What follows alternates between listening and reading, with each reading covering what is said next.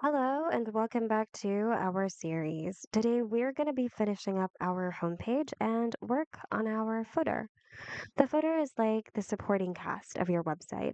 It works behind the scenes, holding all the important functional information that every visitor expects to find, no matter what page they're on. A great footer means a professional, trustworthy, and easy to navigate website. So let's dive in and transform our footer from basic to informative.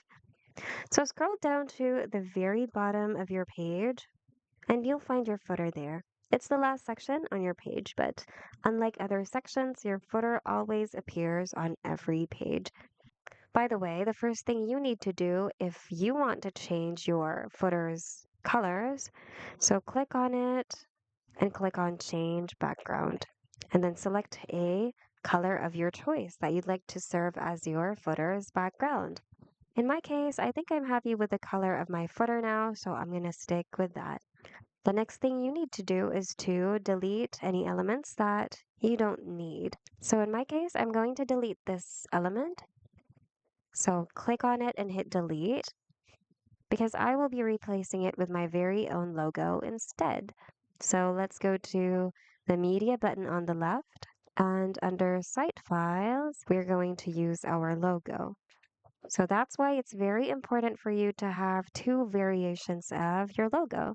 You should have one that is for lighter backgrounds and another one for darker backgrounds in order for it to be visible.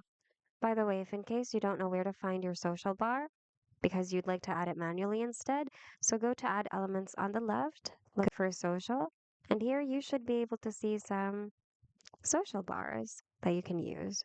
So select a social bar that you want to use and then drag and drop it here. And in order to change its links or set its links, click on it and click on set social links. Click on an icon you want to work on first, then click here. Make sure web address is selected and then paste your URL or the URL of your page on that platform over here.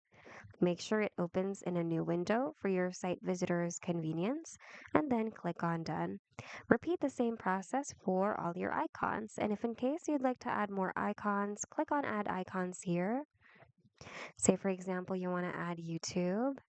So look for a YouTube logo from Wix's media library. Make sure to select a logo type that's similar to the design of your other logos on your social bar so that they match each other. All right, let's talk about the other details now. So make sure to include your phone number, your website's email address, and of course, it's very important, input the address of your business over here. And this one is just the vertical menu. If in case you don't know where to find a vertical menu and you'd like to add it manually, you can go to the plus button once again, go to menu and anchor, and then go to vertical menus. And over here, you should be able to see some layouts that you can choose from. So drag and drop your chosen layout over here. And don't worry, the things or the items that'll display here will depend on the pages you have on your site, so you don't have to manually edit the texts or the contents here. Sometimes you're going to be rearranging your elements until you're happy with their placement. So yeah, once you're done, review everything. And if everything's all good, you can then click on save to save your progress. And that's it. Our footer now displays info our site visitors can easily view. Hope this video was helpful. If it was, hit the like button and subscribe for more Wix tutorials. Thanks so much for watching, and we'll see you guys in the next video.